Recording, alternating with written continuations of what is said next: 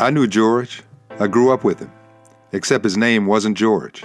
It was Adam and Joe and Lloyd. If you grew up where I grew up, he was just one of the crew. He was a big man at school, a star athlete, but when we hung out on the corner, he was just George, or Adam, or Joe, or Lloyd. A regular guy, a really good dude. Now George is gone.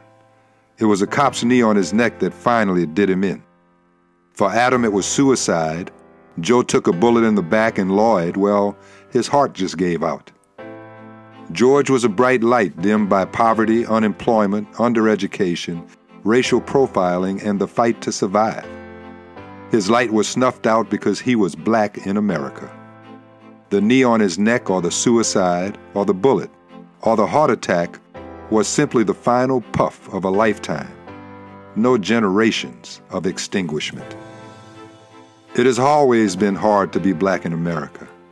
Ask Nat Turner, or the former residents of Tulsa, or the strange fruit dangling from the trees at lynching parties, or the crack-addicted mom on the corner, or the former star athlete in and out of prison.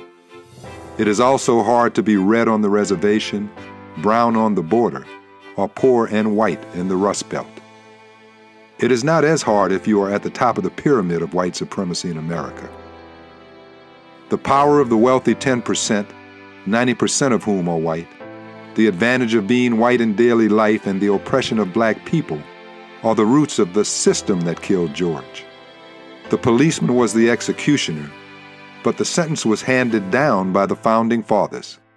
The knee was required to maintain the social and economic order they designed to enable their pursuit of wealth. Beginning on Juneteenth, we will dim the lights on campus for 9 consecutive nights. 8 nights for the 8 minutes and 46 seconds that the knee was on George's neck.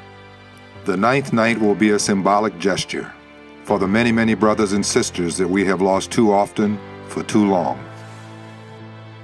George has opened the eyes of the world to the challenge before us, to confront white supremacy, the roadblock to a better America, to understand how it works and what it does, to dismantle it, and to redesign the nation so that none of our human potential is wasted for the sake of a few.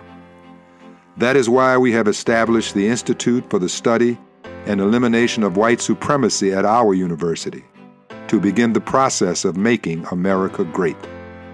I am Ronald Mason, Jr., President of the University of the District of Columbia, the public institution of higher learning in and for the nation's capital.